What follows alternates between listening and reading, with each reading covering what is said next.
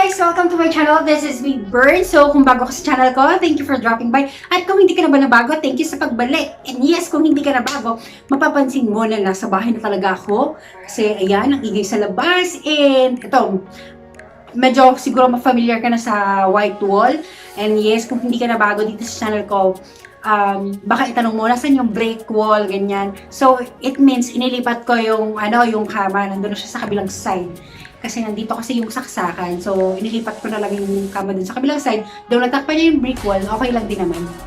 Mas naging malawak naman yung yung office space. Charot, office space.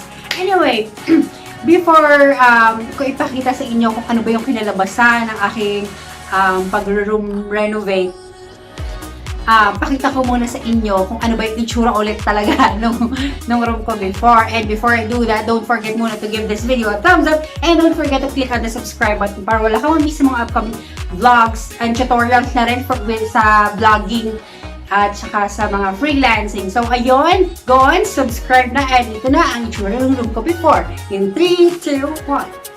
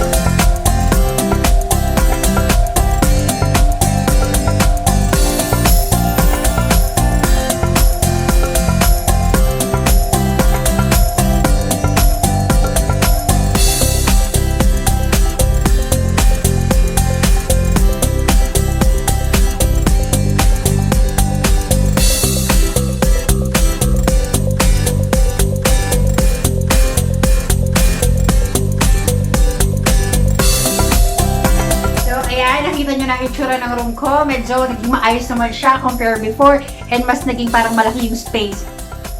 And regarding sa gastos, if I'm not mistaken, parang yung sa... Kasi nagkaroon na rin ako ng vlog dyan Ito, yan regarding sa paint, ganyan. Tapos din sa wallpaper. Tapos actually, ang napagastos lang ako dito is dun sa customized na open closet niya. Kasi pinasadya ko talaga yon. Then aside from that, bumili lang ako ng mga konti-konting plants kasi natuwa na rin ako sa plants recently. And hindi lang pala basta bumili, parang nag-hoard ako. Actually, ang dami kong binili. And yun. So again, sana nagustuhan nyo yung room renovation ko na inabot ng pagkatagal-tagal dahil sa aking kaunting kasipagan. Anyway, ayun. Thank you again for watching this vlog, and ayan, thank you sa support. Again, this is me, BERN. Thank you for dropping by, and God bless. Bye!